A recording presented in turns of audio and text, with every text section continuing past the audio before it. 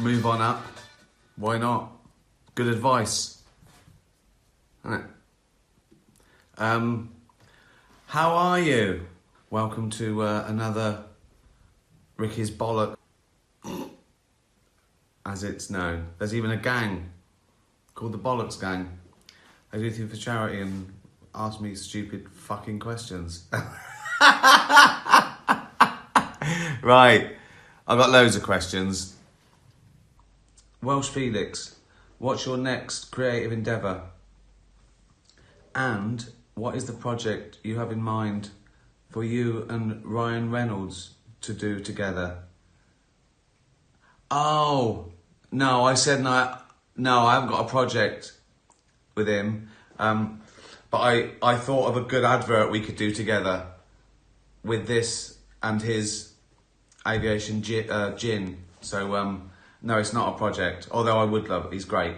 I would work with him, of course. But I'm too lazy now to do anything else. The thing I'm doing at the moment, I'm developing just a pilot for an adult animation about cats. That's all I can tell you, in case it's rubbish. At the moment, it's going well. There's nothing like it. It makes me laugh. That's all you can say, isn't it? I don't know if people will love it.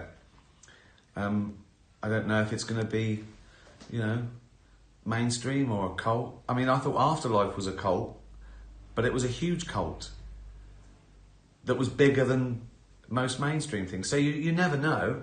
And that I was worried about, like, how can I do a comedy about suicide and cancer? Turns out you can. Leopold and Loveday. If you were a cat like us, would you climb the Christmas tree? Yes, and I'll tell you why. Because if I was a cat like you, I'd be an idiot, wouldn't I? So I would climb the Christmas tree.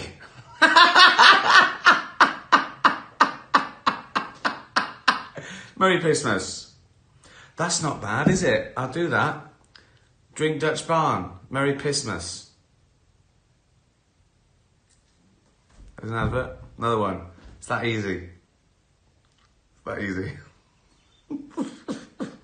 And my cat, when I was little, Paddy, Big Tabby, a bit like Pickle, used to eat the lametta. You remember that sort of like stuff that you'd hang on Christmas trees that was like sort of tin foil?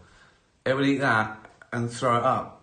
So we just find these really sort of glamorous, shiny balls of vomit around the house. Liberace spew. So I probably would climb the Christmas tree. Julie Kemple, is there anyone you met professionally that has surprised you or been different to what you expected? David Bowie springs to mind, just because he was so innovative and I don't know, and he was like alien, and then you meet him and he's a normal bloke from South London. And he's really down to earth and funny, and he knows about stuff. He still knows what's going on. You expect him to be sort of out of touch in some sort of weird lair.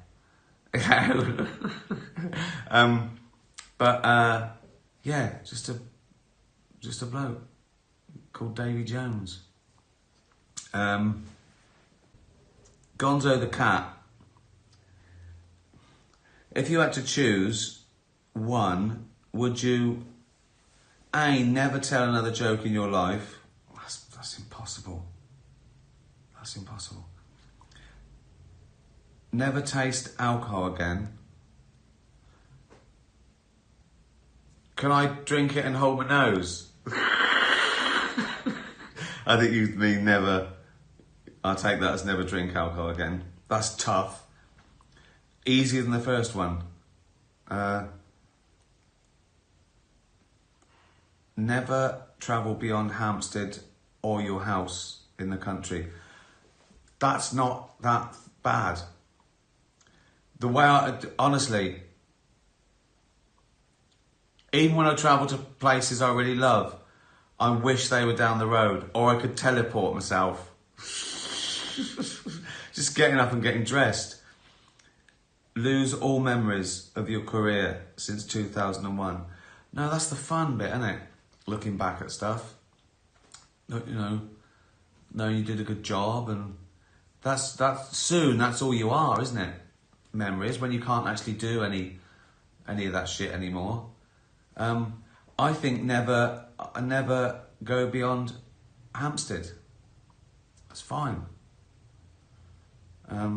Unless something terrible happens to Hampstead, which I don't think it will. Hampstead is one of those places that sort of time forgot. Whatever's happening in the world, it's always okay in Hampstead. So I think it's got to be 3. Then I can tell jokes, drink alcohol, and remember stuff. Although the alcohol, I thought that would be a good advert for alcohol. Sort of like a play on words. Dutch Barn, it helps me forget. Because it does actually, it can affect your memory.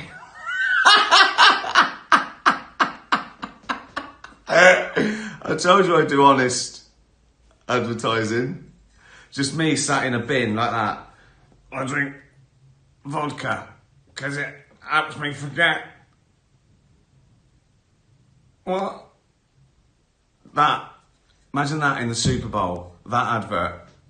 Me in a bin going, I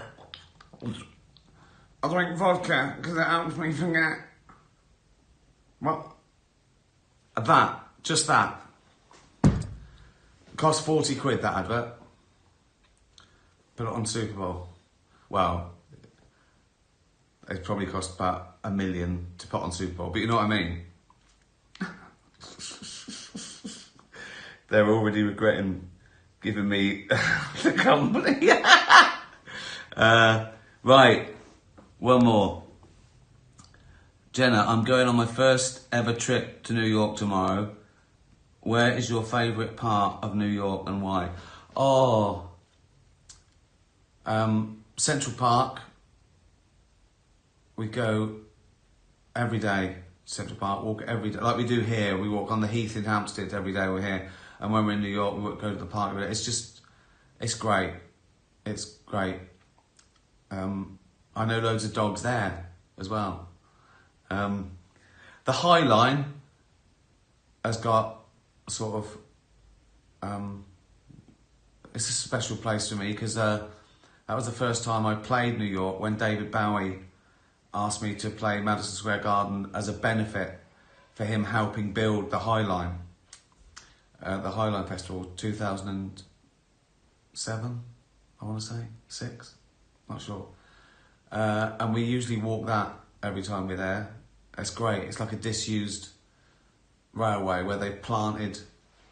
It's amazing. You just walk the length of it. Sometimes a bit busy in sort of holidays and warm weather, but check out Central Park and the High Line, and those 2 things are free. I think, yeah, those 2. Check those out. Well, what have I got to say? Oh, so, yeah. Oh, that's the other thing. I've invested in that as well. You know about that. Can of water. It's to cut down plastics in the ocean. Just tons and tons. But it never goes away. It kills animals, you know, fish, turtles. It's dreadful. And this is, again, completely recyclable aluminium. And it now comes in a resealable thing, so you open it and you can slide it back and it's totally resealable. So yeah, will it make a huge difference? I don't know. Maybe not in my lifetime, but you know, it's a punt, isn't it? There's worse things to do with your money. So I think it's worth a try. I can't take it with me, can I? So I'm sort of trying to spend my money on nice things, animal charities, sustainable vodka, and cans of water, and I think there's some other things. Maybe I'll do a vegan range of, I don't know, soaps or something. Just something that helps a little bit. If I do loads of things that help a little bit, there's, that's all right, isn't it? That's about it, really. Thanks for following. Yeah, be nice to animals. Tatty bye, everyone. Tatty bye. Queen, somebody to love. I think that's my favourite one of those. How are you? Fair enough. Don't know where you are, but it was warm here in London. 30 degrees again. So yeah. Hope it was nice where you are. I hope you like that. I hope you like hot weather. Hi from Hollywood. Right, you can come in handy. I haven't got an Emmy campaign. I did ask for some questions before I get onto that. Right, okay, this usually kicks it off, doesn't it? And sort of gives us some sort of structure. Jamie Redknapp, hello. Right. Justice for Gabby says, who's the funniest person you've worked with? Oh, it's David Earl. Overall, I just think, as Kev in Derek, some impossible scenes. That if there's a scene, and this has never happened before, that we couldn't finish it. I couldn't do it because it was too funny. It didn't end up in the show. I don't just mean an outtake. I mean a scene that we couldn't do. It's Kev telling Derek how he gets Janice into the caravan. Right, look it up on YouTube. And in Afterlife, I mean, he's not in Afterlife much. He's going to be in it a bit more in the third season. But just to be opposite him, and he's nervous, tics and everything. Yeah, God. United Mika asked, what's my favourite gig? Oh, no, that's tough. That's tough because I've seen so many. I was a promoter at a venue for like 5 years, and I saw 3 gigs a night. And I mean, bands like Suede, Radiohead, Pearl Jam, Spin Doctors, the Pogues. I've seen Bowie, Elton John, Rod Stewart, Oasis. I think Kate Bush at Hammersmith. It was just magical. Because I've loved her stuff for so long, and she doesn't do a lot. She's not out and about. She hasn't said something stupid on Twitter. You know what I mean? It's like she's an enigma and a recluse. And so to see those songs done so theatrically and so beautifully, and she didn't play like arenas. She played a theatre for like 8 weeks, so she could work on the production. So it was amazing. Also, again, because of the sort of, it was quite magical. We saw James Taylor in a little theatre in Oslo. I was there gigging, and we went to see him at this little theatre and met him afterwards, and that was pretty amazing. So yeah, I'd say Kate Bush. Lee Millard, your favourite episodes of The Office, Derek, and Afterlife? Office, first thought is Training Day, season 1. Red Nose Day at 5, season 2. That's funnier. That is funnier, I think. And it's got the dance.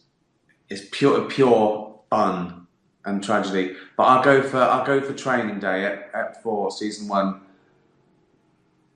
It's got my favourite line. I think there's been a rape up there, and I wrote "Free Love Freeway" for it. And I'm proud of what it does. It does a lot. There's a lot happens in that episode, and that for The Office. Derek, oh God. Again, probably not the funniest episode. In fact, the saddest. The Ivor episode where Derek has to put the dog down. Well, and I love it when I love the special of Derek when Kev's in hospital and we see his 2 brothers and his mum and his dad. I mean, again, just pure funny, just ridiculous. It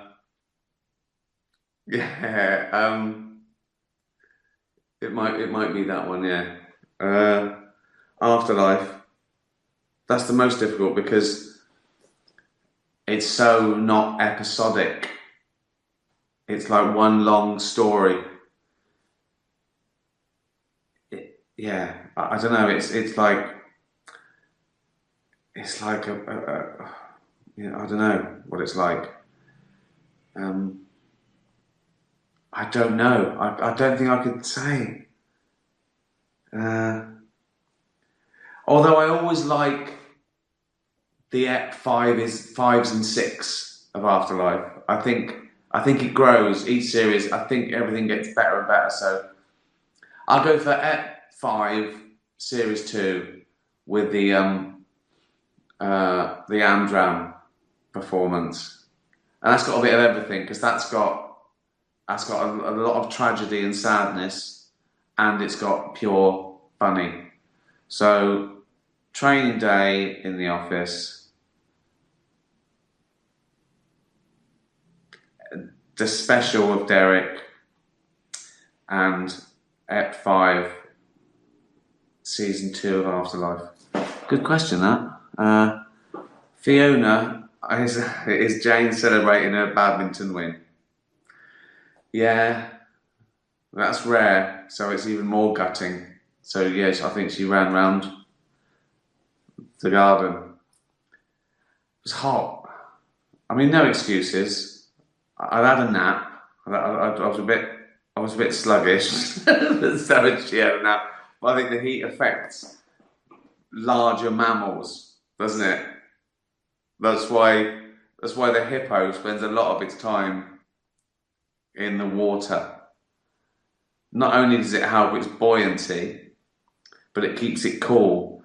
Because I can reach ridiculous temperatures if exposed for a long time to sunlight. I wear black, right? So what happens with my biology that I get very I have to just slow down. No excuses. It'll never happen again. I'm like a little fat Michael Jordan. I can never lose again. If you could have had an appearance in one of these classic shows, which would you choose? Fawlty Towers, Open All Hours, Only Fools and Horses. Fawlty Towers, no doubt about it. It's still untouchable. Yeah, I mean, they're all great. But yeah, I mean, it's not just brilliant. I think it's important. So yeah, Fawlty Towers. What's the most you ever spent on an item of clothing? Not a lot. I've got expensive items that that have been given to me or that I've got for hosting the Globes or something. 2,000, 3,000 pound suits and jackets just sat there. Well, I don't. Why do I wear a suit once a year if I have to? I don't look good in a suit. I don't look good in anything. So why would I bother buying Armani suits? I look shit in everything, so I might as well have a 10 quid t-shirt and tracksuit bottoms. So I don't spend on clothes. I get most of my clothes sort of birthdays and Christmas. Get socks and pants. When I do a production, I keep a couple of t-shirts after and shoes and trainers. I buy trainers that are quite good because I do a lot of running, so I do. But again, I don't know. What are they? 70 quid? See, there's no point. There's no point. The clothes doesn't do anything. I buy clothes that haven't been made in sweatshops, but I don't get it. I don't get it why people spend 300 quid on a t-shirt. I just don't get it. Why?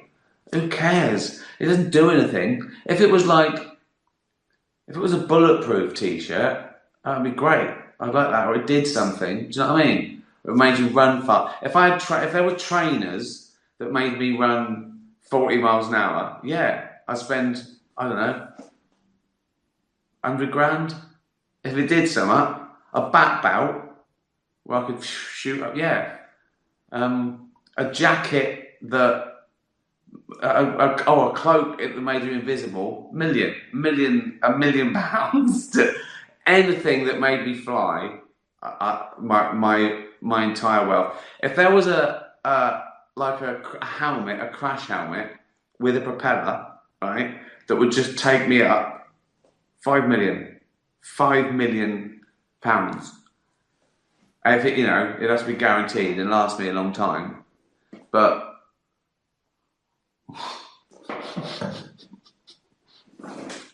That's like some cartoon, isn't it? I'd love that. So no, I don't spend any money on clothes. They're to hide. They're to hide my body, keep me warm, be comfortable. That's it. That's what clothes are for. Steve in London says, will you speak out in defence of free speech, particularly attacks on comedy? All the time. Yeah, that's the hill I die on. Freedom of speech is fundamental. You can't have a free society without it. It's good for everyone.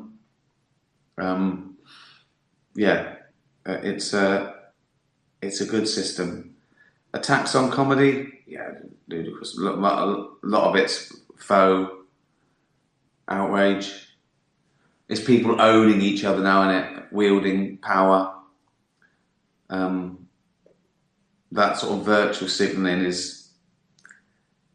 it's meaningless. It's when people pick up on things and they want to be, they're the ones that want to get credit for the hashtag. They want to be known as the person who, and it's pure. It gets ridiculous to the point where everyone wants a piece of it. So it's basically going, look at me. I'll pick up on the tiniest thing. That's how perfect I am. That's how brilliant and woke I am. That I don't, and they start eating their own because it's a form of sort of dogmatic purity where if they can't own the other side, they purify their own side to make them better. So, it's ludicrous. Ignore it. Just ignore it. They can't do it. Just ignore it. Someone says, you can't say that. Go, yeah, all right, yes, whatever. Yeah, bye. Fuck them.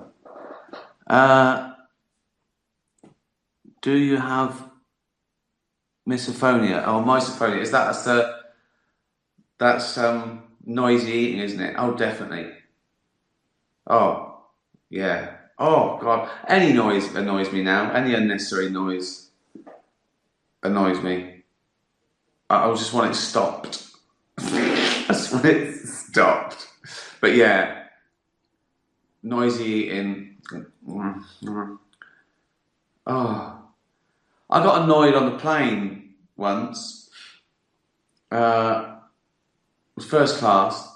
This woman, right? She sort of got up from her seat and she went to the toilet, and she was just too tired.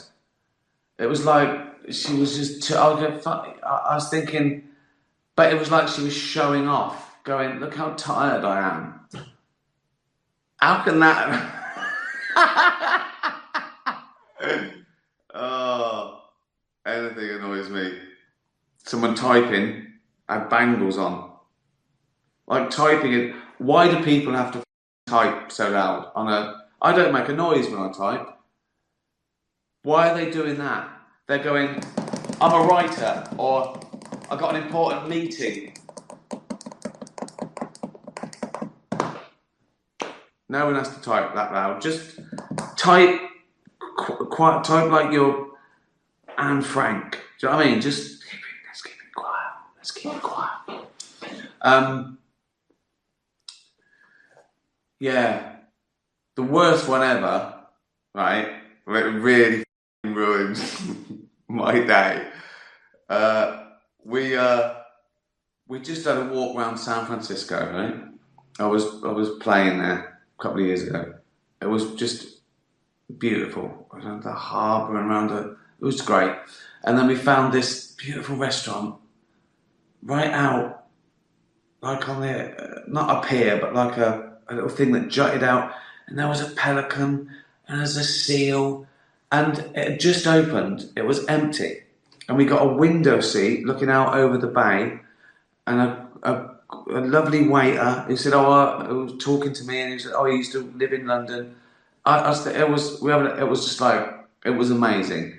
And then every now and again, someone would come out with sort of like plates or something, like the busboy from the kitchen, and he'd stand there and sort of look around, and he'd do this. And the first time, I thought, you're kidding, you're joking. This is a restaurant, right? And I went, do you hear that? And Jay went, yeah, but just ignore it, right? No, what? So I can't be that guy that shouts at a little, I go, oh mate, that's disgusting, right? YouTube, right? So I've got to sit there and take it, right? And every time it came out, it was inevitable. You know, it's that thing that's like a sort of torture that it comes out. In the end, I was just doing this to make myself feel better, right? Just to myself, like that. Just to James going, this is nice.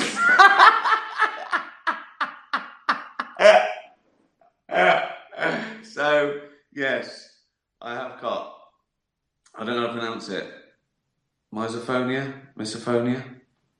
I don't know. Oh dear. Well, that was good, wasn't it? A few questions. Got us. That got my blood boiling. Oh God. Oh yeah, I was gonna say the first one said hello from Hollywood. Yeah, it's like the Emmys, the Emmy voting next. Well, I've got no chance. I've got no chance. All the same shows are gonna be up at the big sort of network comedies and that, and Afterlife is like, people go, is that a comedy? There's no falling over or anything. No studio audience, and there's big film stars doing TV now, and so anyway, I think my best chance is comedy performance. I've done well in that. I think that's my most nominations for all my awards. Is performance, more than show, more than writing, directing, whatever. So that's my best shot. But Netflix aren't doing anything. They're not doing a campaign this year. I think because of the pandemic, they do the odd billboard and poster, but there's no point. No one's in, or haven't been, in cars or, airports or anything. So, yeah, I don't know who the Emmy voters are. They don't get sent screeners, it's just on Netflix. So if you know any, tell them to watch. Give me a vote, will you? Could you do my campaign for me? No point in doing it around the rest of the world. I think most of the Emmy voters are in LA. So if you could do a little campaign, do your own posters. A little poster. Like in America, they have those things, vote Romney, right? On their door, in their garden. Do that. People might think I'm running for president. That's all right, isn't it? Vote Ricky Gervais, Afterlife, Dear Emmys. You know what to do. Or that thing they did, that amazing thing they did, that run up to the White House, the Black Lives Matter. Could you do something like that for me? But in LA, could you? Oh dear. Do a campaign for me. Just in the Hollywood, LA area. If you know where any Emmy voters live, just do it outside their house. Is this illegal? No, you can do anything now. People are ripping down statues. People are going, yeah, whatever. So if you're allowed to rip down statues, you're allowed to put up a little poster, vote Ricky Gervais for an Emmy, aren't you? If you're walking around with a big poster and the police go, what are you doing with that? You can't. You go, look, there's someone ripping down. There's someone knocking down Mount Rushmore over there, and they go, oh yeah.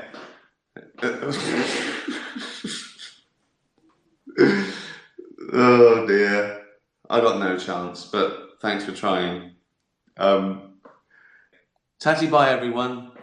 Tatty bye. Defend yourself. Defend your human rights. Sure. They can't put you in jail for saying naughty words. Sure. Would you say the word on camera? No. Why? Because you don't want to get arrested, do you? Doesn't want to be arrested. Because it's so harmful to people? No. Is it like bashing? What's wrong with that? No, would you use that word? Yeah. I just did. Yeah, but would you? Okay, but why? And I'm using it because you're not allowed to, because you're... I'm allowed to. Go ahead.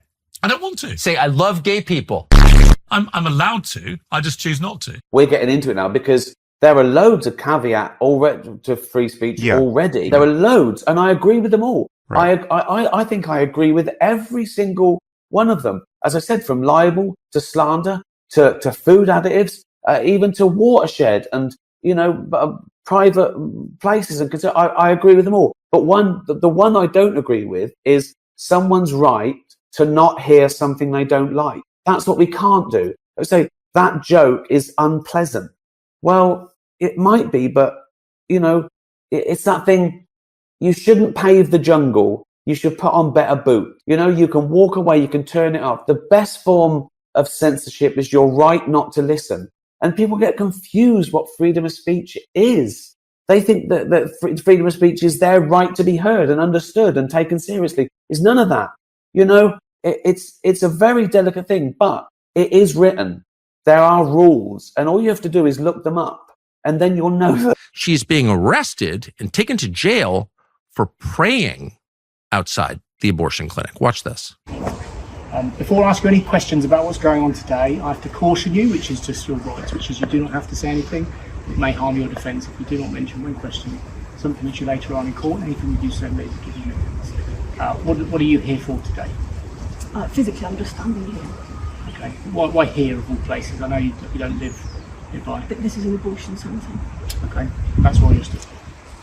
Is you standing here part of the protest? No. I'm not protesting. Are you praying? I might be praying in my head out loud. So I'll ask you once more, will you voluntarily come with us now to the police station for me to ask you some questions about today and other days where there are allegations that you've broken public space protection? If I've got a choice, then no. Okay, well then you're under arrest on suspicion of failing to comply with the Public Spaces Protection Order. So what is that? It's hard to argue that if your government is arresting people for praying, that you're watching a political phenomenon. Because, of course, praying is not simply a nonviolent act. It's not even a physical act. It can't possibly, at least in secular terms, affect outcomes or harm anyone. Praying for people can never be a crime, but it is a crime in Great Britain. Literally a crime. And the woman you saw is not the only person who's been arrested for doing it. So clearly we're watching a spiritual phenomenon here. I mean, there's sort of no arguing it once you see things like that.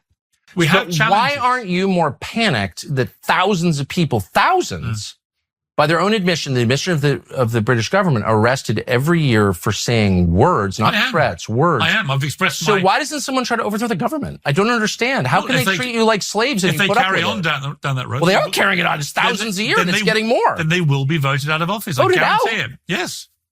That's how. Is that what Winston Churchill would say? I think Winston Churchill said, even if a strong man tries to take Poland, a country we've got nothing to do with, it's not even close to here, we're going to risk the lives of our citizens to liberate Poland. It is a win for free speech, particularly as the judge said. His comments were, in the judge's words, unnecessary, maybe, offensive, but that doesn't mean he's not allowed to say them. It wasn't harassment, and that is what we're concerned about, that even though people might say unpleasant things, the right to freedom of speech is pointless if it doesn't allow you to be offensive. And so, yes, I can completely get why Graham is so happy, and we're so happy for him at the Free Speech Union. This can be quite confusing because this trial happened around the same time as when Graham was arrested by 5 armed police officers at Heathrow for completely different posts. The state seems to have a pattern of working with trans activists. When Sophia Brooks reported Graham to the police for criminal damage and harassment, the CPS took his side straight away, it seems, as they did with the case at Heathrow when he was arrested for those tweets.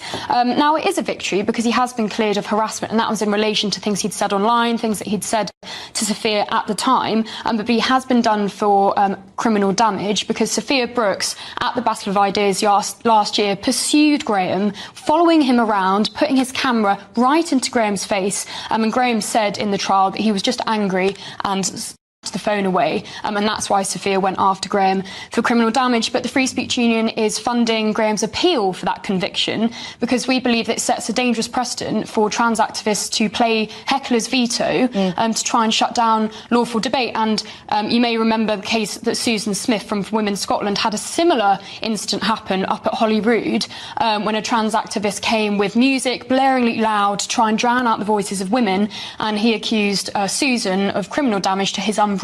Now, of course, Police Scotland have dropped those charges after the FSU intervened. Now, that's very similar, and arguably similar to Hammock Hoskins' case as well, where because someone retaliated, and so allowing these cases to pursue with, for example, Graham being convicted of criminal damage, gives the precedent that trans activists basically can wind up people who are wanting to critique trans ideology, and then eventually getting them convicted by going to the police and saying that they were the one harassing me, even though very plausibly I think it was Sophia Brooks who was harassing Graham. This is not the first time that he's been targeted, which is one of the reasons why he's moved to the US, because he simply cannot get away from the persecution that he's faced at the hands of trans activists, because he was one of the first people to start speaking up about this in sort of 2018 time, and he had his colleagues in the entertainment industry completely desert him, who have criticised him and tried to distance themselves from him. He can't get any work here anymore, and when he did return to come to this trial, he was arrested by 5 armed police officers at Heathrow for other tweets. So understandably, he's moved away to where free speech is far better protected in the US. Your country went to war to preserve human rights in another country you had nothing to do with, but human rights are evaporating in your own country, and it's cool because you have soccer games with foreigners at them and good burrata. Yeah. And I'm just saying maybe something about the heroic British spirit has been diminished with time. That's all I'm saying. But there is a very lovely, quaint notion being built up in the United States, driven by people like Tommy Robinson here. Who's Tommy Robinson? You know Tommy Robinson. He seems like a fraud to me. Well, he's not even Tommy Robinson. His name's Stephen Yaxley. It's not even his real name. He's also convicted of multiple crimes. Thuggery, fraud. I don't even know anything about him, but he doesn't seem like he's that into Britain. We would call him a little shit stirrer, right? However, But the real people here, the actual Britons. But this idea that he's driven, that we're on the verge of some sort of civil war here. Do you feel that when you walk around? No, because that's my point. You're so passive. We're not passive. They take your human rights away, and you're like, oh, defending Ukraine is so important. We're so proud to have defended Poland's territorial integrity 80 years ago. It's like, great. Yeah. I'm so glad. I'm very proud of that. Apparently. Yeah. But it's all a kind of displacement where you're taking your own frustrations with yourselves and your own cowardice and sort of living in this Walter Mitty world. We're like, no, actually, we're brave. We're going to defend Ukraine. It's like, what about defend yourselves against the monsters? What's wrong with defending Ukraine? It's like 8th on the list. Defend yourself. Defend your human rights. Sure. They can't put you in jail for saying naughty words. Sure. Period. I agree. So march on the Capitol. Get these people out. Scare them. Yeah.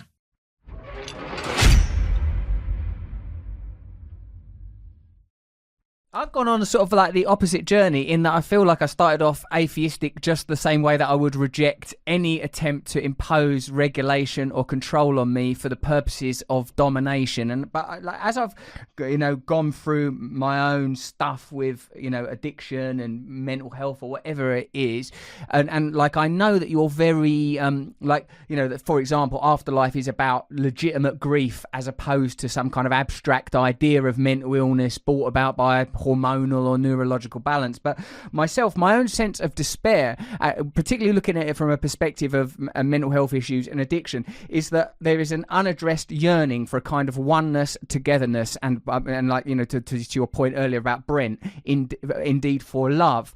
And when like you talk about that sense of awe of like the appreciation of an animal, the love of an animal, and the sort of regard and gratitude for having an animal love you and care for you, or the beauty of nature, or the deep beauty of the cosmos, what I feel like, and my own appreciation, understanding, stroke belief in God is that there is a kind of, in the love of it, in the awareness of rightness itself, there is an indication that there is such a thing as rightness. Not that any one particular group or ideology has unique, particular and special access to it, and I really firmly, deeply believe that spirituality is for me, not for me to tell other people, boy, I don't reckon you should be gay, or I don't reckon you should be allowed to do it. Like, I feel like I do my shit.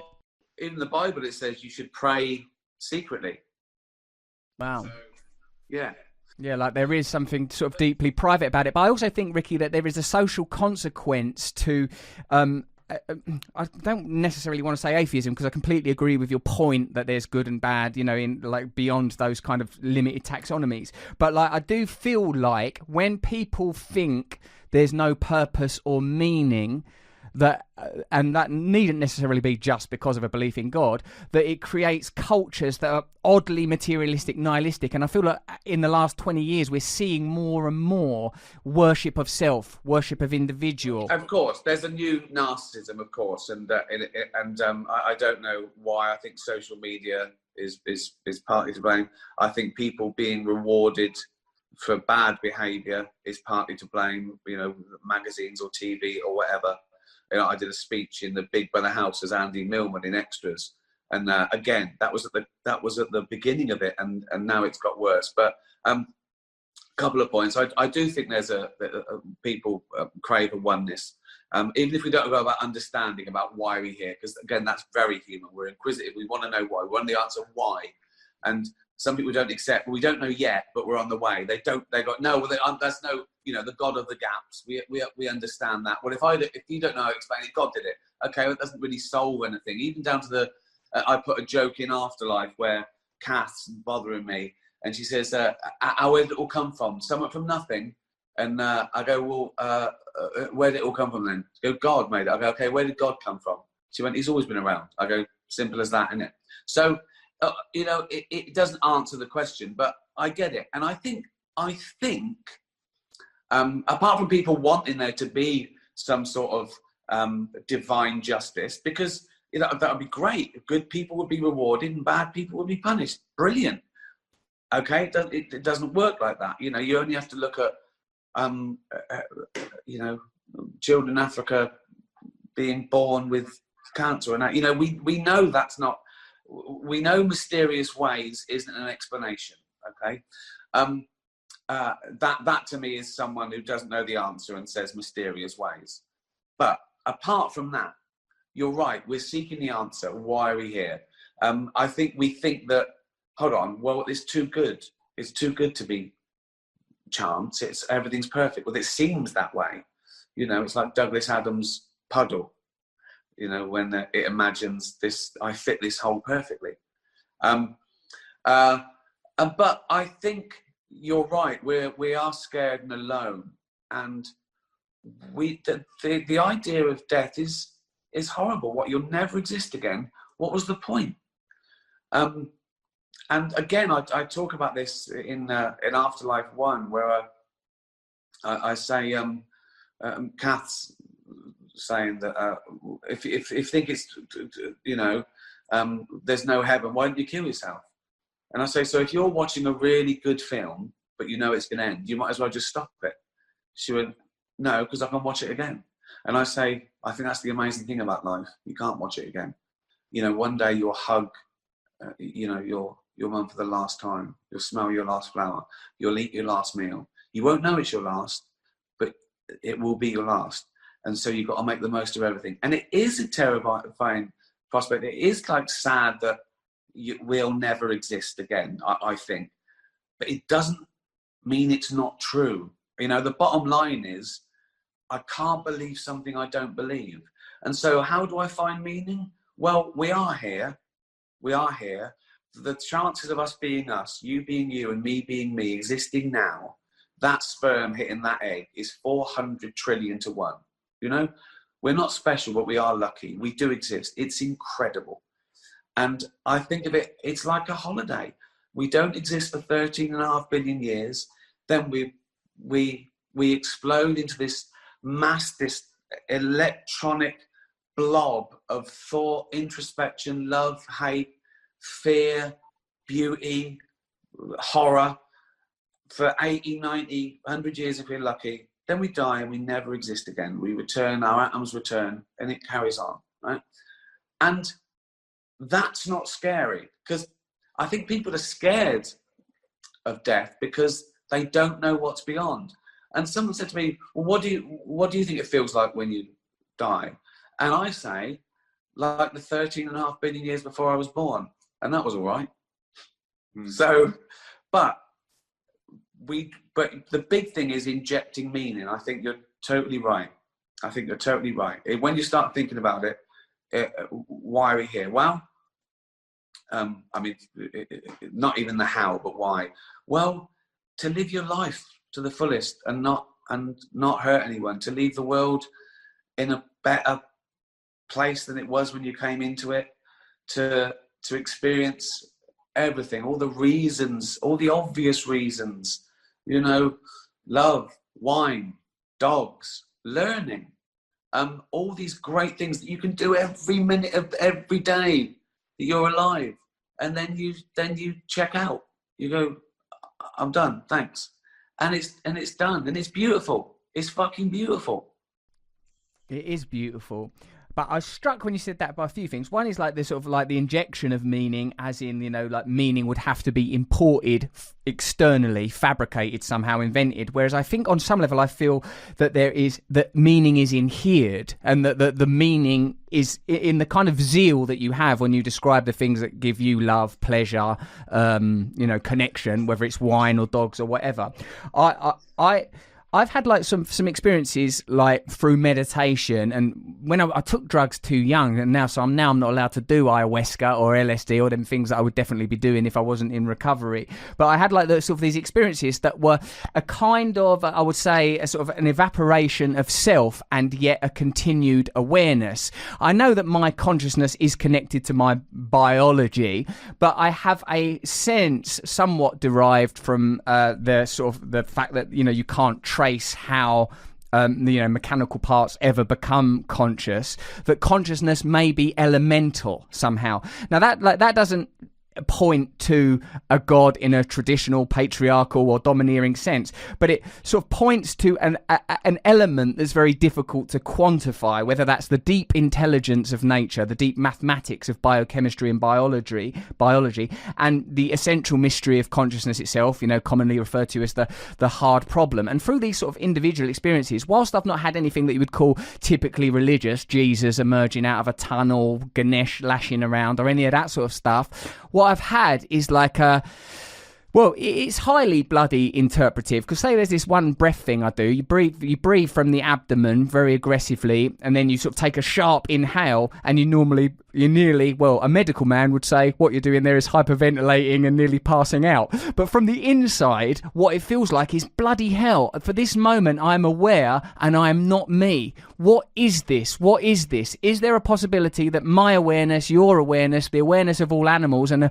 an awareness that's impossible to read is somehow present in all nature, in all matter? And if that's true, then there's a kind of a genuine cohesion and togetherness between all of the beings of the earth and beyond, and those people that can't actually enjoy the lives that we are privileged to have, of the red wine or the dogs or whatever. I'm not saying that's some sort of comfort to them, but in fact those of us that are in privileged position might feel newly incentivized to work towards a different kind of society and system that is more reflective of those values. Now, that doesn't necessarily require monotheism, pantheism, or any of those things, but it is somewhat underwritten by a kind of a sameness and a oneness, and how that might relate to justice. And also there is a sort of a personal experience of mystery in it. I wonder what you feel about that, and if you're curious about psychedelics and that and altered states and that.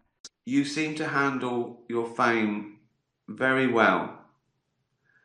It hasn't gone to your head, no. I was already annoying. You still care about others as much as you ever did, yeah. Who do you think handles their fame well? Who else? I don't know. Some people love it. I'm sort of better with it. I'm over it now. And also people, and I never had it. I never really had it bad. When I first popped up, there's a bit of a frenzy. Who is he? Where's he from? And, after a big thing like the Golden Globes, they come out of the woodwork again and ask questions. But most people know I'm not a pop star or a racing driver. You know what I mean? I'm not glamorous for the papers. So, and I don't go to places where I'm going to be bothered. I do my thing, I do my work, and then I come home. So I'm sort of fine with it. I don't fear it as much. I'm more independent. Like in the early days, I hated doing all the interviews and papers, but I had to for them to watch my show. Now I don't need to do that. I just do things I like. I've got more viewers than newspapers, So, but I'm pretty cool with it, and and I haven't had a bad time like some people. Some people are slagged off all the time. Some people caught it, of course. I never did that thing where I said, make me famous, then you can go through my bins. So it's not been bad for me. Who else handles it? Well, there's people that seem to love it, love the atmosphere, love the game, the good and bad. Like Piers Morgan, he's good at it because I think he evolved doing that sort of thing. He's a sort of a contrarian, I guess.